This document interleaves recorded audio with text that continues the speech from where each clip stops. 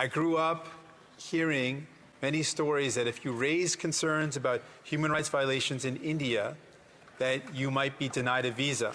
That if you went back to India, you could suffer violence, torture, and even death. I grew up hearing those stories. But to hear the Prime Minister of Canada corroborate a potential link between a murder of a Canadian citizen on Canadian soil by a foreign government is something I could never have imagined.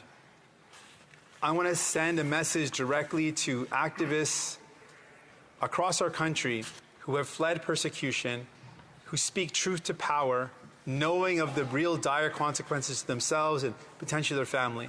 I want to speak directly to people of Indian descent who have come to Canada, who spoke justice and spoke truth to power, who challenged the oppressive practices of India, caste violence, violence against women, systemic abuse of minority communities, systemic abuse of the poor.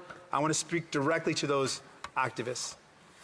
Governments around the world are trying to silence you. The Indian government and the Modi government specifically is attempting to silence you. But truth cannot be silenced. Justice cannot and will not be silenced. We know that the practice of the Indian government has been one of division, of violence, persecution, attacking those that are critical of the government. It is now an important time to send a clear message. As a democratic country, as a country that respects the rule of law, what will be our response? I want people to know that as leader of the New Democratic Party, I will use every tool at my disposal to ensure that Canada uses every tool and every power of a democratic nation to bring those responsible to justice.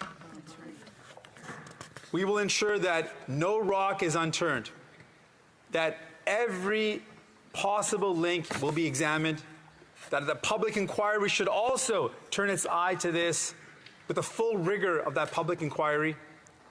We need to know the truth. We need to know all potential links, and anyone and everyone responsible should be brought to justice using the full power of a democratic nation.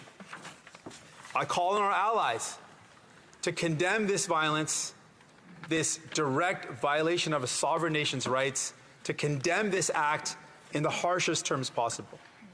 This will require all democratic nations to come together to send a clear message about what this means, that a foreign nation kills a Canadian on Canadian soil.